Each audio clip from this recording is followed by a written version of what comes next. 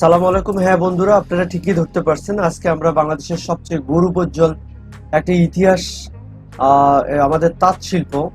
এই তাঁত শিল্পর অনেক খুঁটিনাটি বিষয় আছে, যে বিষয়গুলো আমরা তুলে ধরার চেষ্টা করব। আমরা আজকে যে তাঁত শিল্পটা ভিজিট করব বা দেখতে যাব, এখানে আসলে যেসব জনগোষ্ঠী বা ক্ষুদ্র জনগোষ্ঠী বা যারা এটার সাথে সংশ্লিষ্ট আছে, সবাই অবহেলিত। এখানে ম্যাক্সিমাম হচ্ছে মহিলারা কাজ করে। যেসব মহিলারা হচ্ছে পরিত্যক্ত, স্বামী পরিত্যক্ত অথবা বিভিন্ন ভাবে অসহায় অবস্থায় আছে, প্রতিবন্ধী, এসব মহিলাদেরকে নিয়ে মূলত এই তাঁত শিল্পটা এখানে পরিচালিত হয়।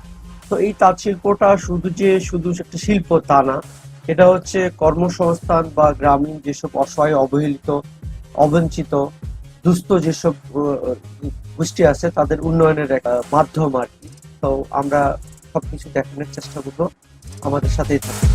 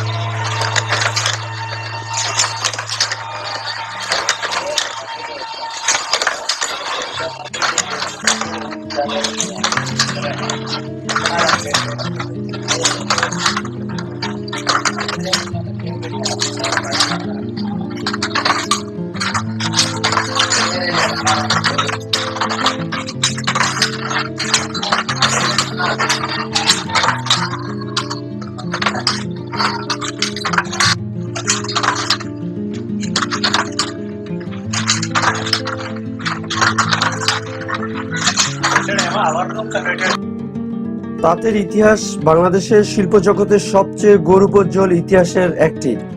প্রাচীনকাল থেকে বাংলাদেশ যে কারণে পৃথিবীতে বিখ্যাত, সেটা হলো তাঁত শিল্প। আমাদের মূল ভূখণ্ড মূলত পরিচিত হয়েছে তাঁতের কারণে। সপ্তদশ দশকের শেষের দিকে মূলত তাঁত শিল্পের রটনা ঘটে। কুটির শিল্প হিসেবে হস্তচালিত তাঁত শিল্প ব্রিটিশ সাম্রাজ্যের পূর্বকালে কেবল দেশে নয়, বহি বাণিজ্যেও বিশেষ স্থান দখল করে আসছিল। তবে এখানকার যে ধরনের উৎপাদিত প্রণালী আছে, বা এখানে ফতুয়া, অনেক ধরনের ওড়না দেখতে পাচ্ছি, এ ধরনের ওড়নাগুলো যথারীতি আমাদের দেশের চাহিদা পূরণ করেও বিদেশে রপ্তানি হচ্ছে। তো আমাদের এই আজকে যে ধরনের হস্তচালিত আমরা শিল্পগুলো দেখলাম বা জামা কাপড়গুলো দেখলাম, এগুলো বেশ কিছু অর্ডার আছে যেগুলো দেশের বাইরে শিপমেন্ট হবে। তো আমি সর্বোপরি যারা এক্সপোর্ট করেন বা বিদেশে রপ্তানি করেন তাদের কাছে অনুরোধ করব, আমাদের দেশীয় যেসব ঐতিহ্য সংস্কৃতি আছে এগুলো অবশ্যই আপনারা ফুটিয়ে তুলবেন বা তুলে ধরবেন। যদি সম্ভব হয় অবশ্যই তাদেরকে সাহায্যের হাত বাড়িয়ে দিবেন। আমাদের এইসব হস্তচালিত শিল্পগুলো দেশ বিদেশে পরিচিত করার চেষ্টা করবেন। অবশ্যই তাদের সাথে থাকবেন।